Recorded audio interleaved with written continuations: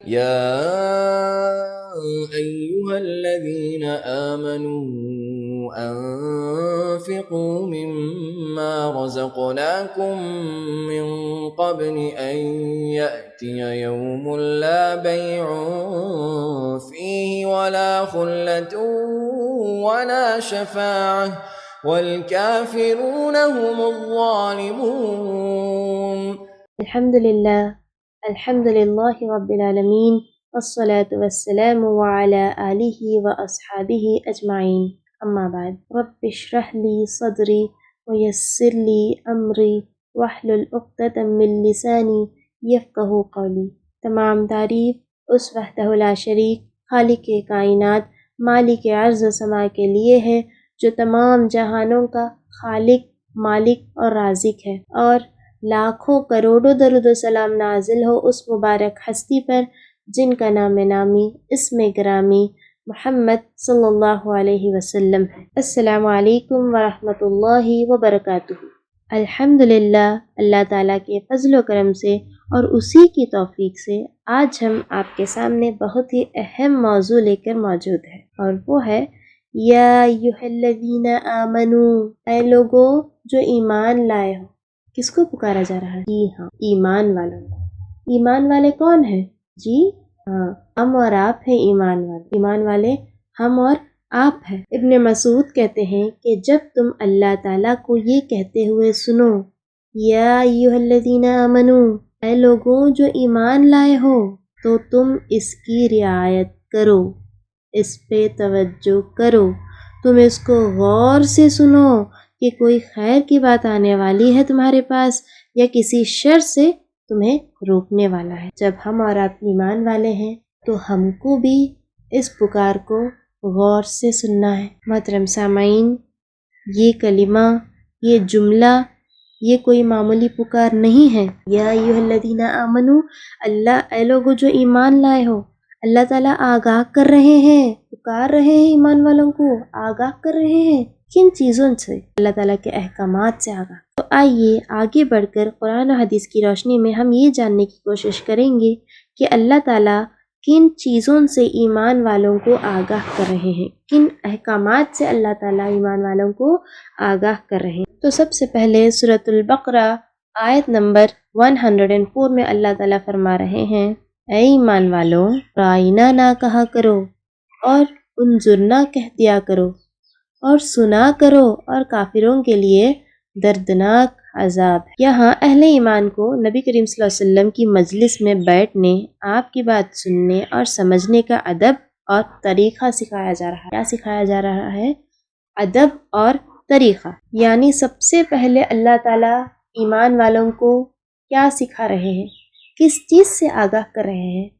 ادب سے۔ ادب سے اللہ تعالیٰ ایمان والوں کو آگاہ کر رہے ہیں کہ کیا؟ کہ جب تم آپ صلی اللہ علیہ وسلم کی مجلس میں بیٹھو تو سب سے پہلی بات یہ ہے کہ بات کو غور سے سنا کرو، اور اگر سمجھ میں نہ آئے، دوبارہ پوچھنے کی ضرورت ہو تو انظرنا استعمال کرو، لیکن رائنا نہ کہا کرو۔ کیوں؟ کیونکہ لفظ رائنا ادب کے خلاف، غلط نہیں ہے مگر ادب کے خلاف ہے۔ دیکھیے، بہت سارے الفاظ اور کام ایسے ہوتے ہیں جو کہ غلط نہیں ہوتے مگر ادب کے خلاف ہوتے ہیں، تو ہمیں ان چیزوں کا خاص خیال رکھنا ہے، کیونکہ ہمارے دین میں بات صرف حلال حرام جائز ناجائز کی نہیں ہے، بلکہ ادب، آداب اور اخلاق کی بھی ہے۔ نبی کریم صلی اللہ علیہ وسلم کے صحابہ اور ان کی مجلسیں ہمارے لیے ایک رول ماڈل تھی۔ انہوں نے ہمارے لیے ایک ایسا طریقہ سیٹ کیا کہ جس میں ہمارے لیے رہنمائی ہے۔ سبحان اللہ۔ اور یہاں پر سب سے پہلے اللہ تعالیٰ اس آیت میں ایمان والوں کو ادب سے آگاہ کر رہے ہیں، یعنی ادب سکھا رہے ہیں۔ تو اس سے ہمیں کیا معلوم ہوتا ہے کہ صرف قرآن ہی نہیں دیا گیا، صرف تعلیم ہی نہیں دی گئی، بلکہ تعلیم کے ساتھ خود قرآن کے اندر تربیت کی گئی ہے۔ سبحان اللہ۔ تعلیم حاصل کرنے کا ادب و سلیقہ بتایا گیا ہے۔ سبحان اللہ، سبحان اللہ۔ اسی طرح اللہ تعالیٰ اپنے ایک ایک حکم کو، ایک ایک رول کو بہت ہی کلیئرلی سمجھا رہے ہیں۔ تو چلیے آگے بڑھ کر ہم تمام احکامات کو جاننے کی کوشش کریں گے۔ سورۃ البقرہ آیت نمبر 153 میں اللہ تعالیٰ فرما رہے ہیں، اے ایمان والوں، صبر اور نماز سے مدد حاصل کرو، بے شک اللہ تعالیٰ صبر کرنے والوں کے ساتھ۔ سبحان اللہ۔ پھر آگے آیت نمبر 172 میں اللہ تعالیٰ فرما رہے ہیں، اے ایمان والوں، جو پاکیزہ چیزیں ہم نے تم کو رزق کے طور پر عطا کی ہیں ان میں سے کھاؤ، ان میں سے جو چاہو کھاؤ، اور اللہ کا شکر ادا کرو اگر واقع تم صرف اسی کی بندگی کرتے ہو۔ اللہ اکبر۔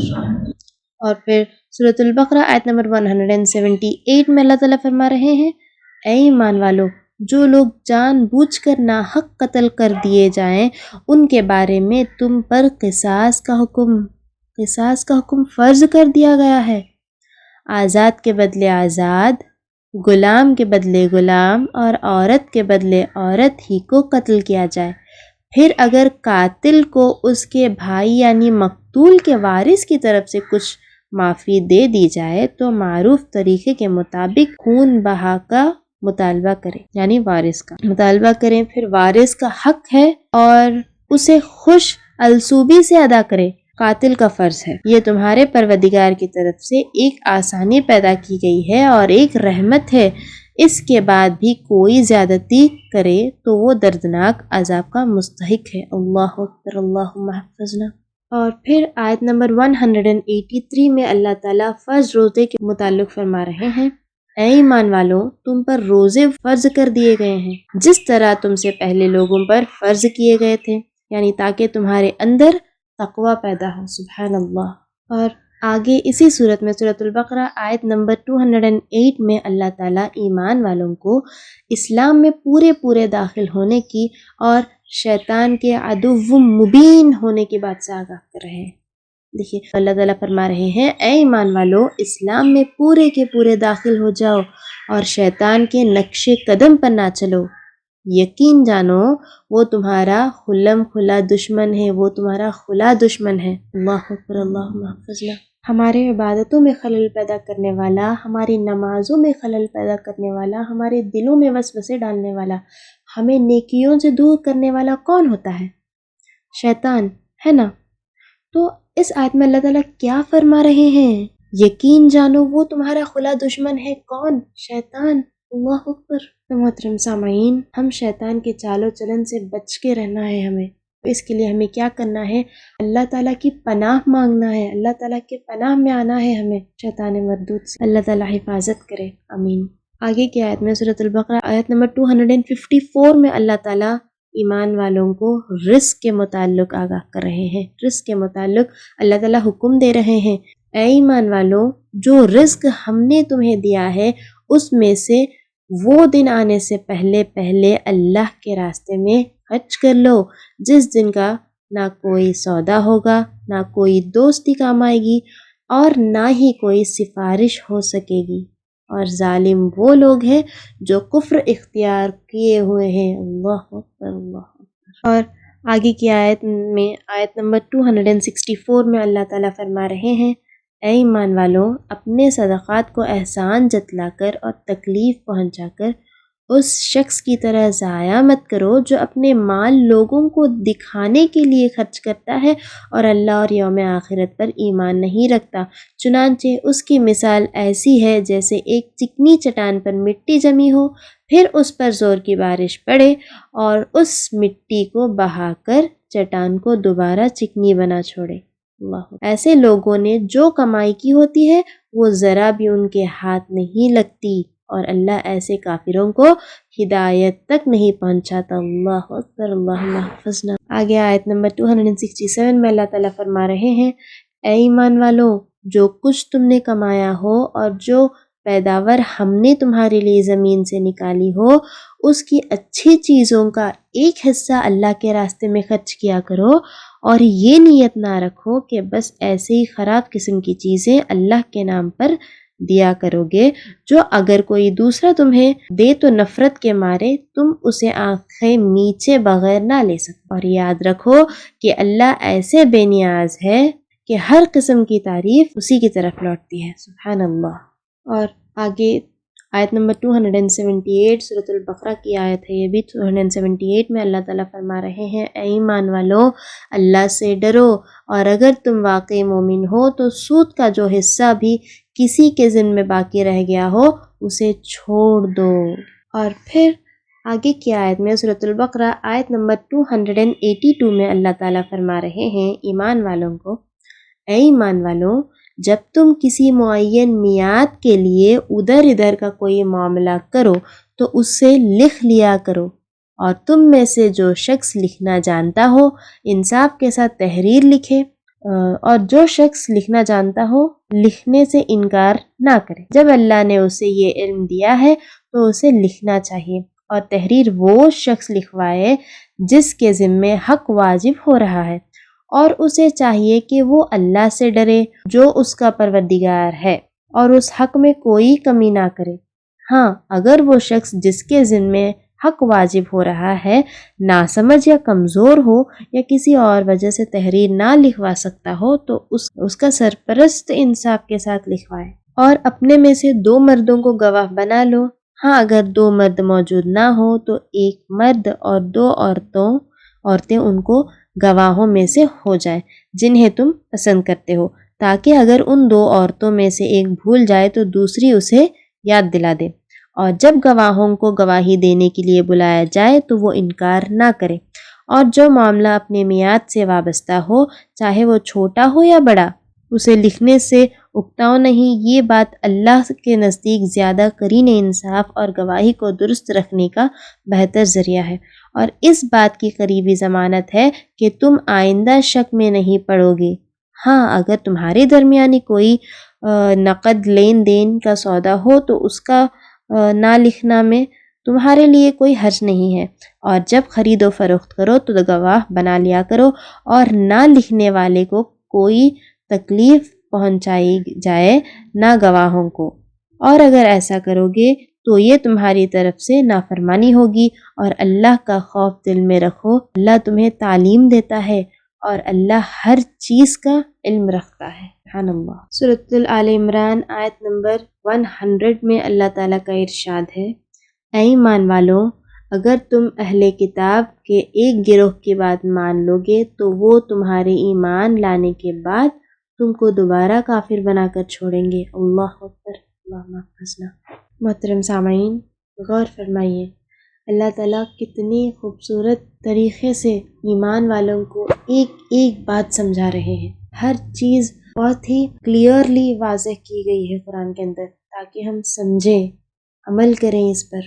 اللہ ہم تمام کو ہدایت یافتہ بنائے، آمین۔ اور آگے سورۃ آل عمران آیت نمبر 118 میں اللہ تعالیٰ فرما رہے ہیں اے ایمان والو اپنے سے باہر کے کسی شخص کو رازدار نہ بناؤ، یہ لوگ تمہاری بدخواہی میں کوئی کسر اٹھا نہیں رکھتے، ان کی دلی خواہش یہ ہے کہ تم تکلیف اٹھاؤ، بغض ان کے منہ سے ظاہر ہو چکا ہے، اور جو کچھ عداوت ان کے سینے چھپے ہوئے ہیں وہ کہیں زیادہ ہے۔ ہم نے پتے کی باتیں تمہیں کھول کھول کر بتا دی ہیں بشرطے کہ تم سمجھ سے کام لو۔ اور پھر سورۃ آل عمران آیت نمبر 130 میں اللہ تعالیٰ فرما رہے ہیں اے ایمان والو کئی گنا بڑھا چڑھا کر سود مت کھاؤ اور اللہ سے ڈرو تاکہ تمہیں فلاح حاصل ہو۔ اور پھر آگے آیت نمبر 149 میں اللہ تعالیٰ فرما رہے ہیں اے ایمان والو جن لوگوں نے کفر اپنا لیا ہے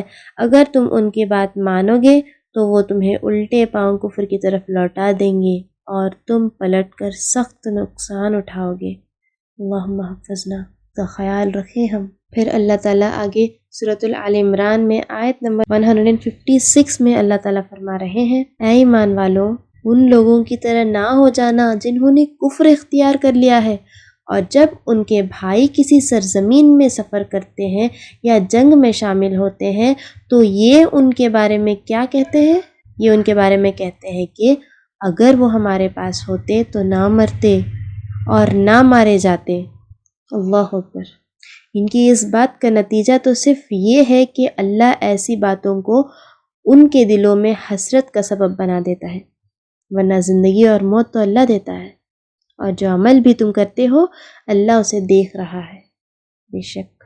اور پھر اللہ تعالیٰ سورۃ آل عمران کی آخری آیت میں، آیت نمبر 200 میں اللہ تعالیٰ فرما رہے ہیں، اے ایمان والو صبر اختیار کرو، مقابلے کے وقت ثابت قدمی دکھاؤ، اور سرحدوں کی حفاظت کے لیے جمے رہو، اور اللہ سے ڈرتے رہو تاکہ تمہیں فلاح نصیب ہو۔ سبحان اللہ۔ محترم سامعین، ہم ایمان والے ہیں، غور فرمائیں ہم اللہ تعالیٰ کتنی باریکی سے ایک ایک حکم، ایک ایک چیز سمجھا رہے ہیں قرآن کے اندر۔ سبحان اللہ۔ تو چلیے اب سورۃ النساء کی آیتوں کو لے کر آگے بڑھتے ہیں انشاءاللہ۔ سورۃ النساء آیت نمبر 19 میں اللہ تعالیٰ فرما رہے ہیں، اے ایمان والو یہ بات تمہارے لیے حلال نہیں ہے کہ تم زبردستی عورتوں کے مالک بن بیٹھو، اور ان کو اس غرض سے مقید مت کرو کہ تم نے جو کچھ ان کو دیا ہے اس کا کچھ حصہ تم لے اڑو، الا یہ کہ وہ کھلی بے حیائی کا ارتکاب کریں،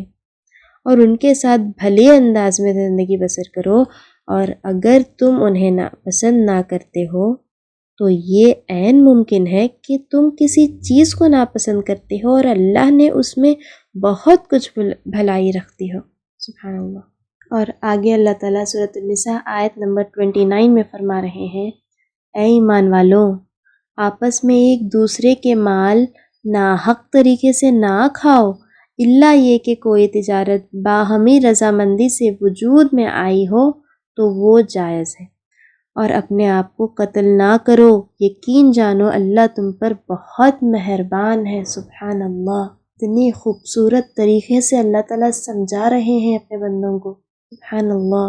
آگے سورۃ النساء آیت نمبر 43 میں اللہ تعالیٰ فرما رہے ہیں، اے ایمان والو جب تم نشے کی حالت میں ہو تو اس وقت تک نماز کے قریب بھی نہ جانا جب تک تم جو کچھ کر رہے ہو اسے سمجھنے نہ لگو، اور جنابت کی حالت میں بھی جب تک تم غسل نہ کر لو نماز جائز نہیں، الا یہ کہ تم مسافر ہو اور پانی نہ ملے تو تیمم کر کے نماز پڑھ سکتے ہو، اور اگر تم بیمار ہو یا سفر پر ہو یا تم میں سے کسی کو کوئی قضائے حاجت کی جگہ سے آیا ہو یا تم نے عورتوں کو چھوا ہو، پھر تم کو پانی نہ ملے تو پاک مٹی سے تیمم کر لو، اور اپنے چہروں کو اور ہاتھوں کو اس مٹی سے مسح کر لو، بے شک اللہ بڑا معاف کرنے والا اور بخشنے والا ہے۔ اللہ اکبر۔ سبحان اللہ۔ اور پھر سورۃ النساء آیت نمبر 59 میں اللہ تعالیٰ فرما رہے ہیں، اے ایمان والو اللہ کی اطاعت کرو اور اس کے رسول کی بھی اطاعت کرو، اور تم میں سے جو لوگ صاحب اختیار ہوں ان کی بھی۔ پھر اگر تمہارے درمیان کسی چیز میں اختلاف ہو جائے تو اگر واقعی تم اللہ اور یوم آخرت پر ایمان رکھتے ہو تو اسے اللہ اور رسول کے حوالے کر دو، یہی طریقہ بہترین ہے اور اس کا انجام بھی سب سے بہتر ہے۔ سبحان اللہ۔ محترم سامعین، یہ جو احکامات ابھی ہم نے پڑھا اور آپ نے سنا ہے، یہ ایمان والوں کے احکامات، ایمان والوں کے لیے اللہ تعالیٰ نے قرآن کے اندر کتنی باریکی سے اور کتنی خوبصورت طریقے سے سمجھایا ہے کہ ہم تقوی اختیار کریں، کہ ہم جہنم سے بچ سکیں، تاکہ ہم ڈریں اللہ تعالیٰ سے، یوم آخرت سے ڈریں، حشر کے دن سے ڈریں۔ ان احکامات کے ذریعے، ان احکامات کو سمجھ کر ان پر عمل کر کے ہم فلاح حاصل کریں۔ محترم سامعین، ایک مومن کی پہچان اس کے عمل سے ہوتی ہے۔ ان تمام احکامات جن کو ابھی ہم نے سنا ہے، انہیں سمجھے ہم اور اپنے عمل میں لانے کی کوشش کریں ہم، کیونکہ صرف ان کو سن لینا یا دل سے اقرار کر لینا یہ کافی نہیں ہے ایمان والوں کے لیے۔ ایمان والا وہ ہے، مومن وہ ہے جو اللہ تعالیٰ کے ان احکامات کو سنے، سمجھے، پھر اس پر عمل کرے، اور وہی انسان فلاح حاصل کر سکتا ہے، کامیابی حاصل کر سکتا ہے، دنیا و آخرت کی کامیابی جو کہ مکمل کامیابی ہے اس کو حاصل کر سکتا ہے۔ انہی چند باتوں سے میں اپنی تقریر کو ختم کرتی ہوں۔ آخر میں اللہ تعالیٰ سے دعا ہے، اللہ تعالیٰ ہم تمام کو ان احکامات کو سمجھنے اور ان پر عمل کرنے والوں میں سے بنا دے، اور ان کو دوسروں تک بھی پہنچائے۔ ہم تمام کو اللہ تعالیٰ کی رضا و قرب حاصل کرنے والوں میں سے بنا دے، اور ہم تمام کو اپنی آخری سانسوں تک توحید پر چلنے والے اور توحید پر عمل کرنے والوں میں سے بنا دے۔ آمین تقبل یا رب العالمین۔ وآخر الدعوانا ان الحمد للہ رب العالمین۔ السلام علیکم ورحمۃ اللہ وبرکاتہ۔ يا أيها الذين آمنوا أنفقوا مما رزقناكم من قبل أن يأتي يوم لا بيع فيه ولا خلة ولا شفاعة والكافرون هم الظالمون